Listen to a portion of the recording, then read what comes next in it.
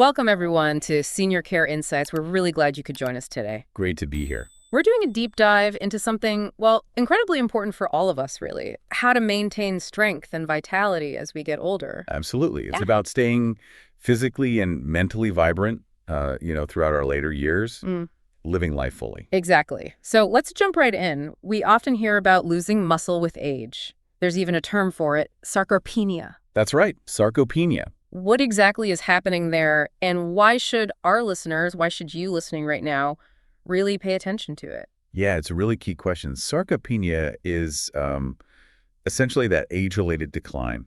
You lose muscle strength and you lose muscle mass. Okay. And it's more than just feeling, a little less strong. It significantly impacts your quality of life. How so? Well, we see a higher risk of falls, for instance. Yeah. And falls can lead to really serious issues. Right, broken hips, things like that. Exactly. Plus, there's a greater chance of needing hospitalization, and unfortunately, it's even linked to increased mortality risk. Wow. In fact, doctors actually look at those outcomes, falls, hospitalizations, to help screen for sarcopenia, diagnose it, and figure out how severe it is. So it's definitely not just a minor thing. It has real consequences. Definitely. Now, thinking about that, a lot of people, maybe many of you listening, might think about dietary supplements, to fill gaps or get a boost. But are they always the right answer? Especially for older adults, it feels like there's so much conflicting info out there. That's such a crucial point. Supplements can be beneficial sometimes, but, and this is a big but, they also carry risks. Like side effects. Side effects, yes, and also potential interactions with prescription medications you might be taking. It's so important to understand what you're taking and, maybe even more critical, why you're taking it. That makes sense. Just because it's on the shelf doesn't mean it's harmless. Precisely. And that word natural you see everywhere, it can be really misleading. How so? Well, natural supplements can still cause side effects. They can interact negatively with your prescribed drugs, maybe making them less effective or even dangerously stronger. Okay.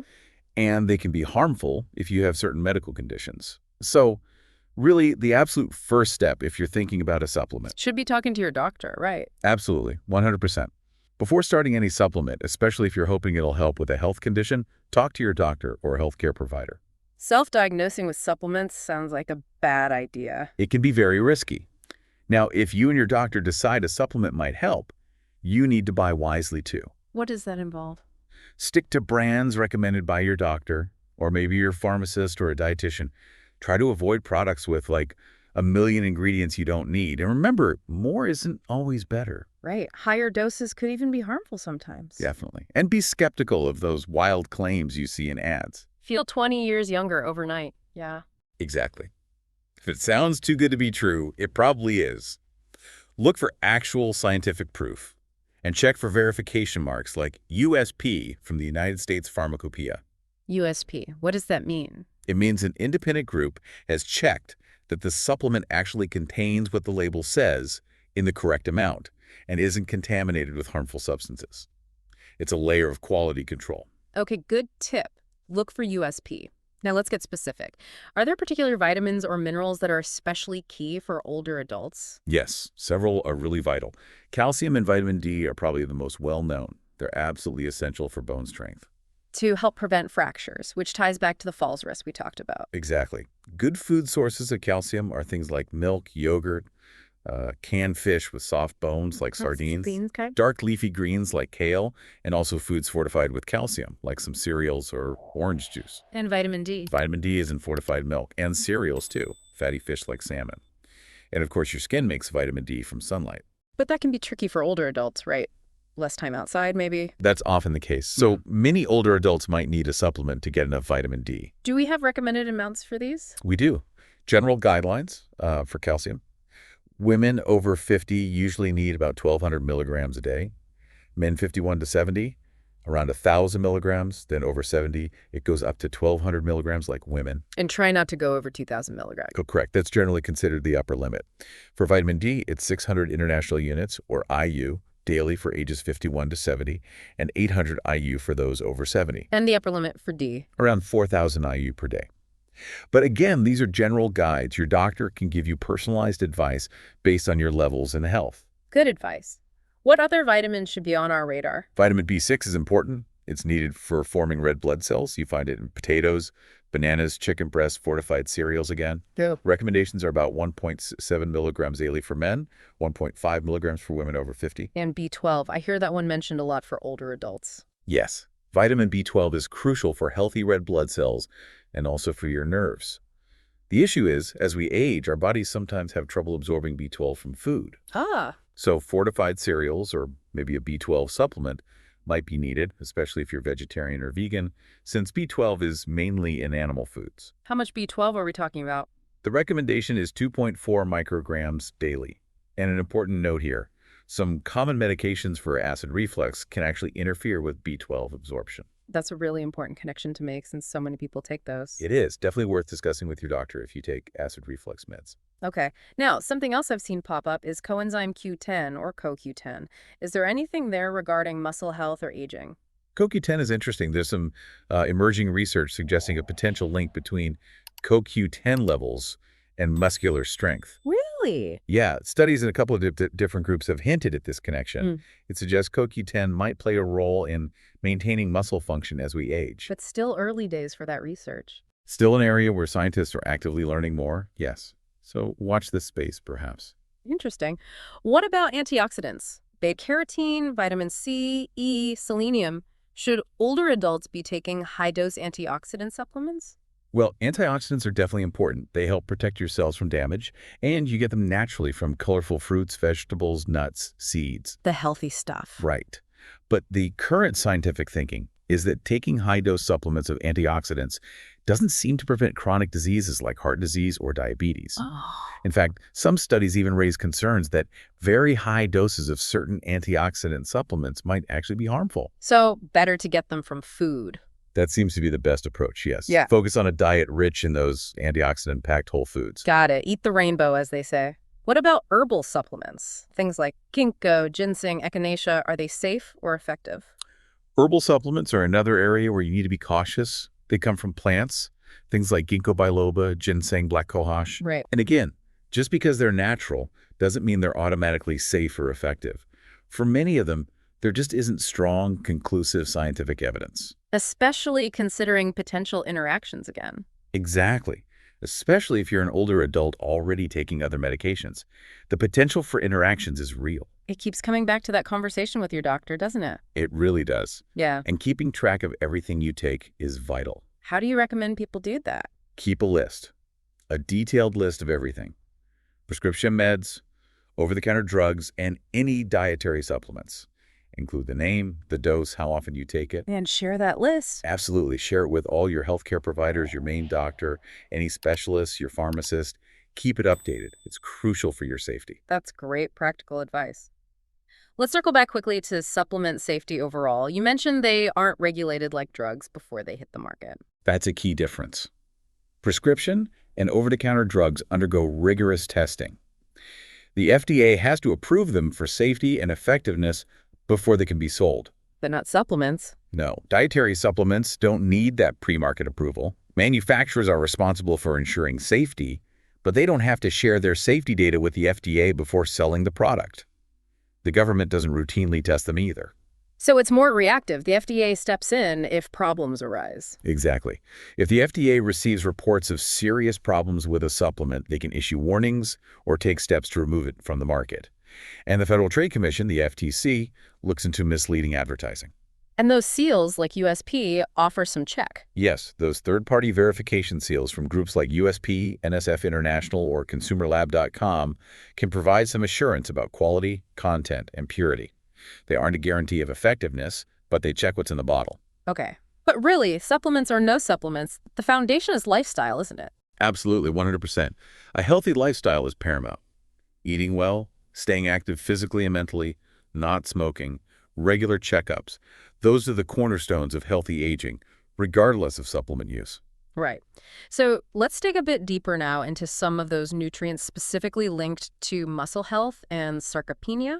Vitamin D came up strongly. Yes, the link between vitamin D status and sarcopenia is quite well established now. We know vitamin D is critical for calcium regulation, which muscles need. Right. But it also seems to have more direct effects on muscle tissue itself. Research suggests there are actually vitamin D receptors right there in the muscle. Oh, interesting. So it's not just indirect via calcium. It appears not. It suggests a direct role in muscle function. And low vitamin D levels can impair how the body uses calcium and phosphorus, potentially leading to muscle issues. And why are older adults more prone to low vitamin D? Less sun. Less sun exposure is a big factor. Maybe being indoors more, using sunscreen diligently, less outdoor activity. But diet, age-related changes in the skin, and even liver or kidney issues can contribute too. How do they check levels? Is it a blood test? Yes, usually a blood test measuring 25-hydroxyvitamin D or 25-OHD. Generally, below 30 nanograms per milliliter is considered deficient, and below 20 is severely deficient. And deficiency increases sarcopenia risk. Studies consistently show that yes, older adults with vitamin D deficiency have a significantly higher risk of developing sarcopenia. Maintaining adequate levels is really key. Okay, that's very clear on vitamin D. What about other micronutrients? You mentioned B vitamins, magnesium, vitamin K earlier. How do they fit into muscle health? They definitely play roles. Let's take B vitamins. While maybe the direct link to sarcopenia isn't quite as strong as D, they are essential for energy metabolism and protein metabolism. Critical for muscles. Absolutely. Deficiencies in some B vitamins, like B1 or B3, can lead to muscle weakness and fatigue. Lack of B6 can impact the nervous system and motor function. Also, there's a compound called homocysteine. Higher levels, which can be related to low folate, B6, and B12, are associated with poor muscle strength and physical performance in older adults. So B vitamins are involved in multiple ways then? It seems so. Some observational studies link higher B6 intake to lower risk of mobility problems and folate levels to muscle strength. Low B12 has also been potentially linked to sarcopenia. So a good intake of various B vitamins matters. What about magnesium? Magnesium is fascinating. It's involved in so many muscle function mechanisms. Things like making protein, making ATP, the body's energy currency, breaking down glycogen for fuel, using fatty acids, oxygen consumption, electrolyte balance within muscle cells. It's really a workhorse mineral for muscles. Wow, it does a lot. It might also help with oxidative stress and keeping calcium levels balanced within the muscle. Has research linked magnesium intake to physical performance? Yes. There was a study following older adults for 5 years.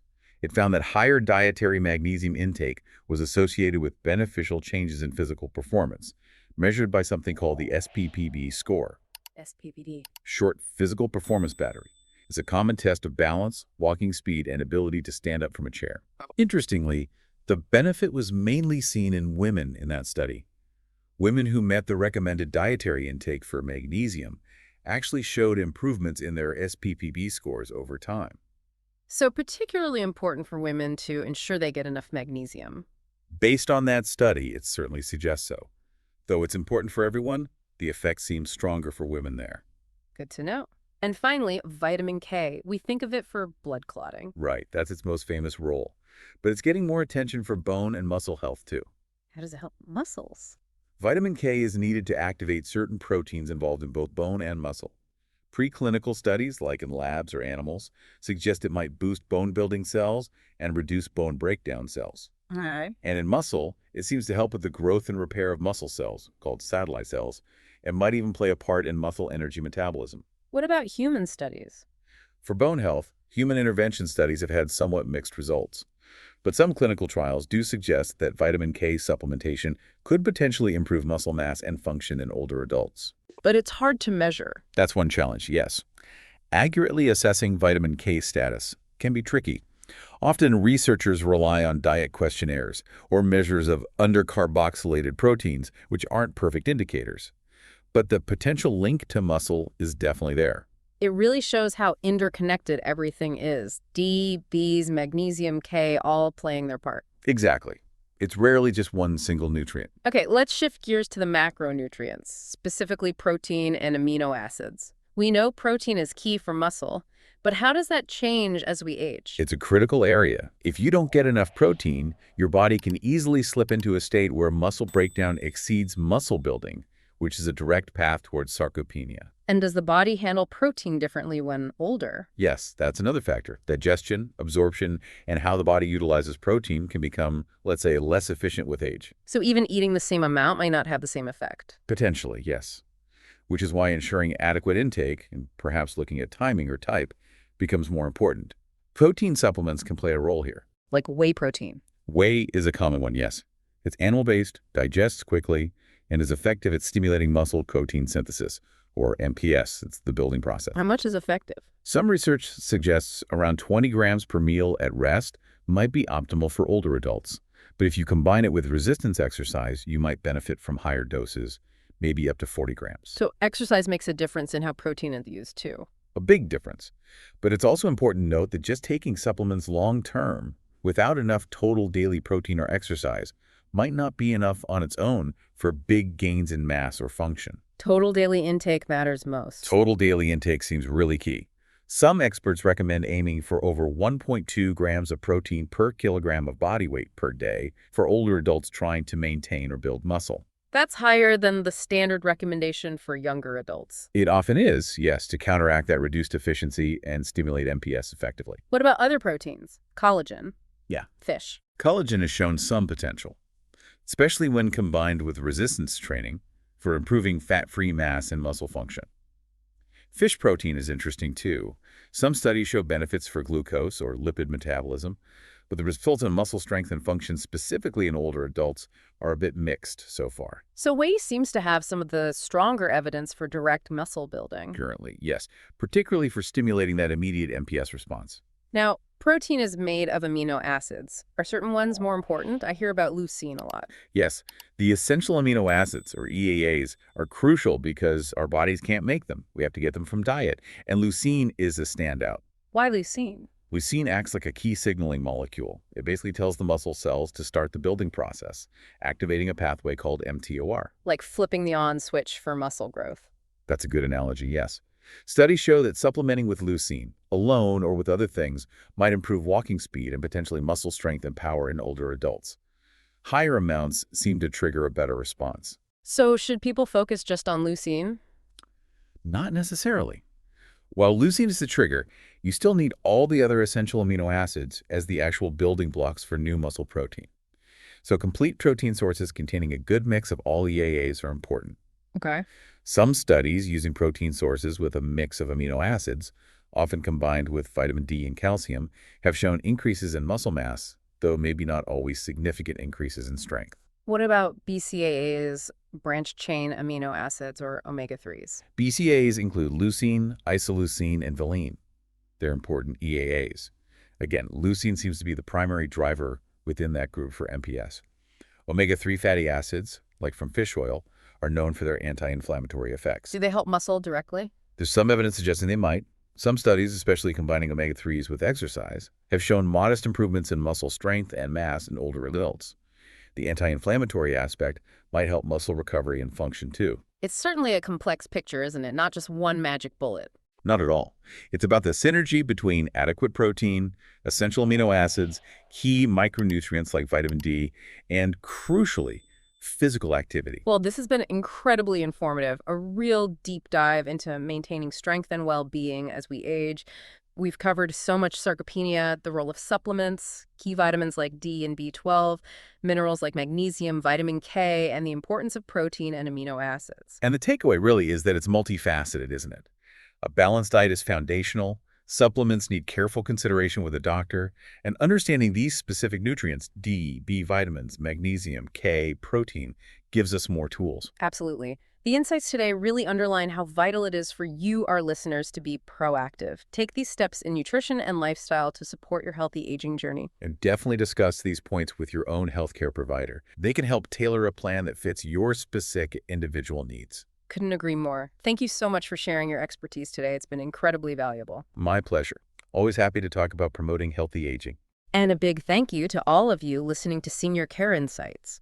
We hope this conversation has given you useful information and maybe sparked some further curiosity. If you found this deep dive helpful, please do give it a like, share it with friends or family who might benefit, and leave us a comment. We love hearing from you. Yes, your engagement really helps. And most importantly, if you haven't already, please consider subscribing to Senior Care Insights so you don't miss out on our future deep dives into health and wellness for older adults. Stay informed, stay healthy. Until next time, take good care of yourselves.